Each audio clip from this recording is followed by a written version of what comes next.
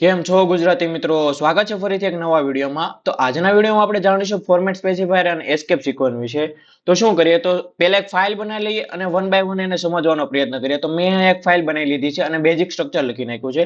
હવે આપણે જ્યારે ઇન્ટીજર લેતા હતા ત્યારે આપણે પર્સન્ટેજ ડી યુઝ કરતા હતા. પ્રિન્ટએફ વાળા ફંક્શનમાં આપણે શું કરતા હતા કે પર્સન્ટેજ ડી યુઝ કરતા હતા. જ્યારે આપણે ડેટા ટાઈપ જોયું ત્યારે અલગ અલગ પ્રકારની ડેટા ટાઈપ હતી, જેમ કે ફ્લોટ છે, ડબલ છે, ઇન્ટીજર છે, લોંગ ડબલ છે, જેવી આપણે અલગ અલગ ડેટા ટાઈપ જાણી હતી. તો એના વિશે આપણે કયા કયા ફોર્મેટ સ્પેસિફાયરનો યુઝ થાય તેના વિશે આપણે શું કરીશું, આજે વન બાય વન સમજવાનો પ્રયત્ન કરીશું. તો સૌપ્રથમ તો તમે ઇન્ટીજર થી તો તમે ખ્યાલ જ છે ઇન્ટીજર માટે શું યુઝ થાય, તો કે integer A is equal two આપણે શું લઈ લઈએ, 5 લઈ લઈએ. હવે આને પ્રિન્ટ કરાવીએ કે પ્રિન્ટએફ એ ઇઝ શું એ ઇઝ. ત્યારે આપણે શું કરતા હતા, પર્સન્ટેજ ડી યુઝ કરતા હતા, નહીં શું કરતા હતા, એ પ્રિન્ટ કરાવતા હતા. તો આ શું છે કે એ શું છે, એક વેરિયેબલ છે. શું છે આ, તો ફોર્મેટ સ્પેસિફાયર મતલબમાં કે પર્સન્ટેજ ડી શું છે, પર્સન્ટેજ ડી એને શું કહેવાય કે ફોર્મેટ સ્પેસિફાયર કહેવાય. મતલબમાં કે ઇન્ટીજર તમે જ્યારે ડેટા ટાઈપ યુઝ કરો છો, શું કરો છો, ઇન્ટીજર જ્યારે તમે ડેટા ટાઈપ યુઝ કરો છો ત્યારે ફોર્મેટ સ્પેસિફાયર લો છો, શું લ્યો છો કે પર્સન્ટેજ ડી લ્યો છો. શું લ્યો છો, પર્સન્ટેજ ડી. પર્સન્ટેજ ડી શું છે, એક ફોર્મેટ સ્પેસિફાયર છે. એવું ફ્લોટ માટે આવે, ડબલ માટે આવે, અલગ અલગ ડેટા ટાઈપ માટે અલગ અલગ શું આવે, ફોર્મેટ સ્પેસિફાયર આવે. તો ઇન્ટીજર માટે શું આવે છે કે પર્સન્ટેજ ડી આવે છે. તો આને જોઈએ કે પ્રિન્ટ કરીએ શું આવે છે, જોયો તમે અહીં આઉટપુટમાં શું આવે છે, 5 આવે છે. શું આવે છે, 5 આવે છે. હવે આપણે આગળ જોઈએ કે સૌપ્રથમ અહીં શું કરી નાખીએ, ન્યૂ લાઈન પ્રિન્ટ કરી નાખીએ, ન્યૂ લાઈન. હવે અહીં શું કરીએ કે float b is equal to શું કરીએ, 6 કરીએ. ઓકે, હવે આને શું કરીએ કે printf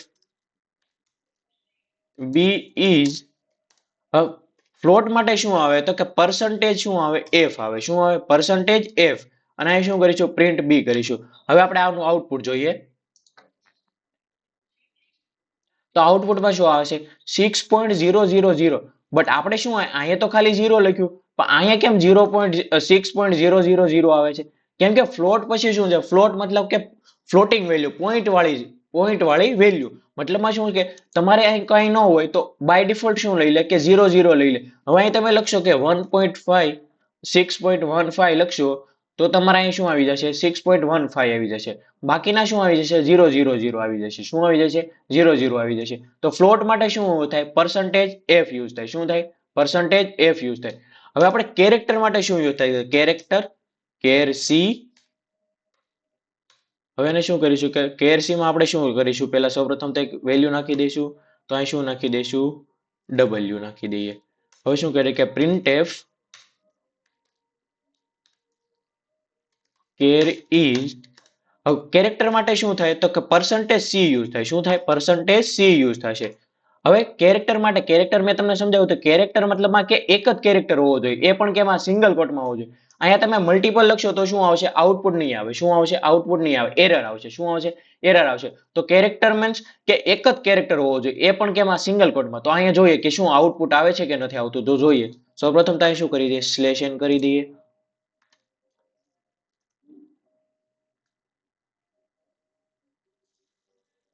slash N. Okay, output જોઈએ તો શું આવે છે, ડબલ્યુ આવે છે. શું આવે છે, ડબલ્યુ. મતલબમાં કેરેક્ટર માટે શું યુઝ થાય, પર્સન્ટેજ સી નામનો ફોર્મેટ સ્પેસિફાયર યુઝ થાય. હવે આપણે આગળ જોઈએ તો શું છે, ડબલ માટે શું યુઝ થાય, તો કે ડબલ માટે શું યુઝ થાય, તો ડબલ ડી. શું, ડબલ ડી પર પ્રિન્ટએફ ડબલ ઇઝ.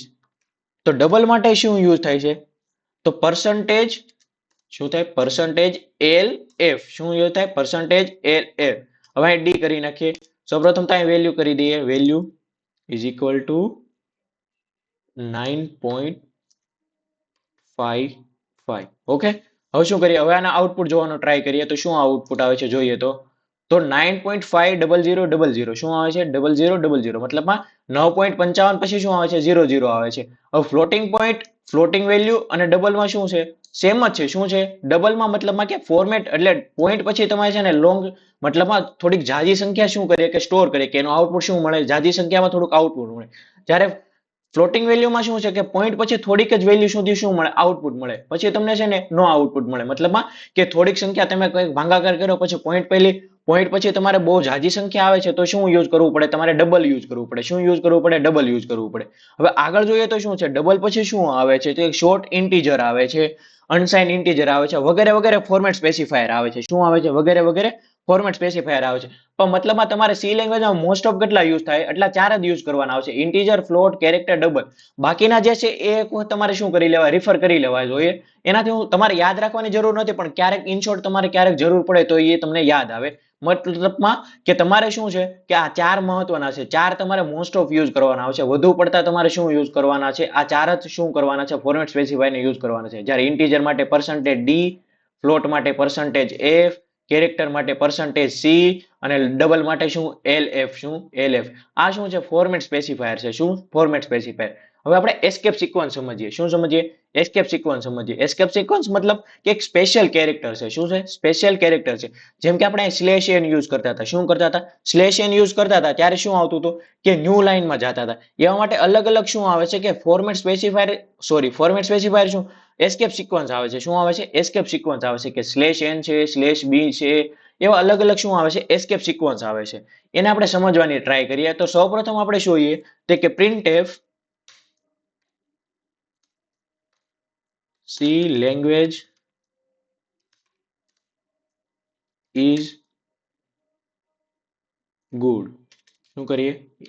આપણે શું કર્યું કે printf સ્ટેટમેન્ટ લખ્યું. શું લખ્યું? એક સ્ટેટમેન્ટ લખ્યું. આ printf સ્ટેટમેન્ટ છે એ શું કરશે? સેમ ઇટ ઇઝ શું કરી દેશે? પ્રિન્ટ કરી દેશે. આપણે જોયું કે શું આ printf સ્ટેટમેન્ટ છે એ શું કરી દેશે? સેમ ઇટ ઇઝ પ્રિન્ટ કરી દેશે. ક્યાં? આઉટપુટમાં સેમ.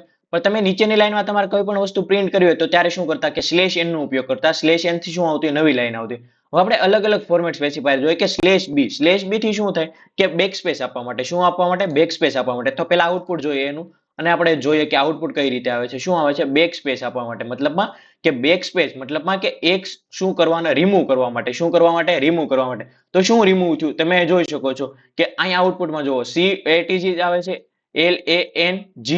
હવે શું રિમૂવ થયું? એક બેક સ્પેસ આપી. શું આપી? એક બેક સ્પેસ આપી. મતલબમાં કે એક કેરેક્ટર શું કર્યો? રિમૂવ કર્યો. અહીંથી શું કર્યો? રિમૂવ કર્યો. એટલે મતલબમાં હવે તમે અહીં જોઈ શકો છો કે આપણે આને કાઢી નાખીએ અહીંયાથી અને અહીં મૂકી દઈએ કે શું કરીએ? સ્લેશ બી. મતલબમાં હવે આપણે જોઈએ તો શું આઉટપુટ આવે છે? જોઈએ કે એક બેક સ્પેસ. શું? એક બેક સ્પેસ. હવે જોઈ શકો છો અહીં કે તમે શું આવે? અહીંથી G રિમૂવ થઈ ગયો. શું થઈ ગયો? G રિમૂવ થઈ ગયો. E આવી ગયો. એટલે મતલબમાં કે એક કેરેક્ટરને રિમૂવ કરવા માટે તમે શું કર્યું? કે બેક સ્પેસનો ઉપયોગ કર્યો. હવે તેમ આપણે આગળ જોઈએ કે બેક સ્પેસ સિવાય કયા કયા આવે છે તો જોઈએ. હવે ફોર્મ ફીડ આવે છે. શું આવે છે? Form feed. પહેલા સૌપ્રથમ શું કરીએ? આઉટપુટ જોઈએ એનું. ફોર્મ ફીડ થી મતલબમાં થાય છે શું? તો જોઈ શકો છો તમે કે અહીંયા શું કર્યું કે LANGUAG શું આવ્યું? એક લાઈનમાં આવ્યું. શું આવ્યું? એક લાઈનમાં આવ્યું. પછી E પછી શું આવી ગયું? નીચેની લાઈનમાં આવી ગયું. શું આવી ગયું? નીચેની લાઈનમાં આવી ગયું. જેટલું આઉટપુટ બાકી હતું એ શું આવી ગયું? નીચેની લાઈનમાં આવી ગયું. પછી આપણે સ્લેશ એન જોયો. પછી અલગ અલગ પ્રકારના શું આવે છે? એસ્કેપ સિક્વન્સ આવે છે. શું આવે છે? એસ્કેપ સિક્વન્સ આવે છે. હવે તમે જોઈ શકો છો શું કરવું આપણે લેંગ્વેજને શું કરવું છે? ડબલ કોટમાં લખવું છે. શું કરવું છે? લેંગ્વેજને આપણે ડબલ કોટમાં લખવું છે. તો આપણે ડબલ કોટમાં લખવાની ટ્રાય કરીએ તો શું થાય છે કે ડબલ કોટમાં લખીએ ને ત્યારે શું આવે છે? એરર આવે છે. કેમ એરર આવે છે? કારણ કે એ શું છે? પોસિબલ નથી. શું છે? પોસિબલ નથી. ડબલ કોટની અંદર ડબલ કોટ કરવા શું નથી? પોસિબલ નથી. જો અહીંયા આપણને એરર આપી દીધી કે એક્સપેક્ટેડ બિફોર લેંગ્વેજ. શું છે? કે લેંગ્વેજ પહેલા શું છે? કે આ એક્સપેક્ટેડ નથી. શું છે? આ જરૂરી નથી. મતલબમાં શું આવે છે? એરર આવે છે. તો તમારે અહીં ડબલ કોટ યુઝ કરવા હોય તો ડબલ કોટ યુઝ કરવા માટે સ્લેશ ડબલ કોટનો તમે યુઝ કરી શકો. શું કરી શકો? સ્લેશ ડબલ કોટનો યુઝ કરી શકો. હવે આપણે જોઈએ કે આઉટપુટ શું આવે છે. તો જોઈજો તમે અહીંયા આઉટપુટમાં શું આવી ગયું? ડબલ કોટ આવી ગયા. હવે તમે ડબલ કોટની અંદર સિંગલ કોટ યુઝ કરી શકો. વગર સ્લેશે તમે શું કરી શકો? સિંગલ કોટને યુઝ કરી શકો. પણ ડબલ કોટની અંદર તમે શું કરી શકો? ડબલ કોટને યુઝ ના કરી શકો. શું કરી શકો? ડબલ કોટને યુઝ ના કરી શકો ડબલ કોટની અંદર. હવે આપણે આઉટપુટ જોઈએ તો જોઈએ આઉટપુટમાં શું આવે છે? સિંગલ કોટનો યુઝ ચાલે છે, પણ ડબલ કોટની અંદર ડબલ કોટનો તમે યુઝ ન કરી શકો. શું ન કરી શકો? યુઝ ન કરી શકો. એવા અલગ અલગ શું છે? એસ્કેપ સિક્વન્સ છે. આપણે ફોર્મેટ સ્પેસિફાયર જોઈએ, એસ્કેપ સિક્વન્સ જોયા. એનું લિસ્ટ હું તમને અહીં મૂકી દઈશ, ડિસ્પ્લે ઉપર લિસ્ટ મૂકી દઈશ. એસ્કેપ સિક્વન્સ અને ફોર્મેટ સ્પેસિફાયર એક વખત તમે ખાલી રિફર કરી લેજો. શું કરી લેજો? રિફર કરી લેજો. એને યાદ રાખવાની જરૂર નથી, પણ એક વખત રિફર કરી લેવું જરૂરી છે. કેમ કે કોઈ પણ જગ્યાએ આપણે જરૂર પડી હોય તો એનો યુઝ કરી શકીએ. હવે આપણે જોઈએ તો હું અહીંયા દર વખતે ડબલ લાઈન કરું છું, ડબલ લાઈન કરું છું. તો એ શું છે? એક કમેન્ટ છે. શું છે? કમેન્ટ છે. તો સી લેંગ્વેજમાં કેટલા પ્રકારની કમેન્ટ આવે? તો બે પ્રકારની કમેન્ટ આવે. શું આવે?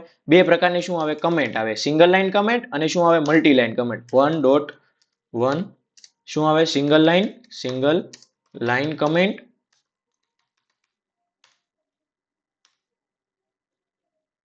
સોરી સિંગલનો સ્પેલિંગ, સિંગલ લાઈન કમેન્ટ ને બીજી શું હવે ડબલ મલ્ટી લાઈન, શું લે મલ્ટી લાઈન કોમેન્ટ, શું છે મલ્ટી લાઈન કોમેન્ટ અને સિંગલ લાઈન કોમેન્ટ. આપણે જે આ કરીએ છીએ જે યુઝ કરીએ છીએ એ શું છે સિંગલ લાઈન કોમેન્ટ છે. શું છે સિંગલ લાઈન કોમેન્ટ. આપણે સિંગલ લાઈન કોમેન્ટ માટે શું યુઝ કરીએ છીએ ડબલ સ્લેશ યુઝ કરીએ છીએ. જ્યારે મલ્ટી લાઈન કમેન્ટ માટે શું યુઝ કરવાનું, શું યુઝ કરવાનું સ્લેશ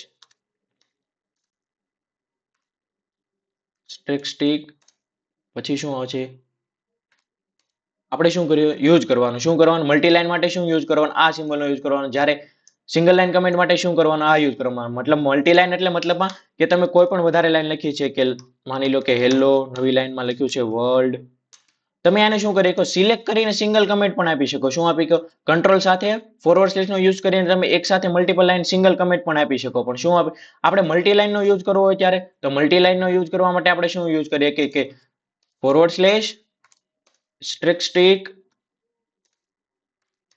આ શું છે મલ્ટી લાઈન કમેન્ટ થઈ. શું થઈ મલ્ટી લાઈન કમેન્ટ થઈ. હવે મલ્ટી લાઈન કમેન્ટ મતલબમાં કે તમારા પ્રોગ્રામમાં પ્રિન્ટ ના થાય. શું થાય પ્રોગ્રામમાં પ્રિન્ટ ન થાય પણ તમારે સમજવા માટે તમે કોઈ પણ પ્રોગ્રામ હોય તમારા કોઈ પણ ફ્રેન્ડને જોવો હોય તો તમે અહીં લખી નાખ્યું હોય કે સમનો પ્રોગ્રામ છે, શું છે સરવાળાનો પ્રોગ્રામ છે, કમેન્ટ કરીને તમે એમ લખી નાખ્યું હોય તો એને સમજવામાં શું રહે સરળતા રહે. એના માટે તમે કમેન્ટનો યુઝ કર્યો. કમેન્ટ પ્રોગ્રામમાં પ્રિન્ટ ના થાય એ તમને કોઈ એરર ના આપે પણ તમારે શું સમજવામાં એમ શું રહે સરળતા રહે. સમજાણું.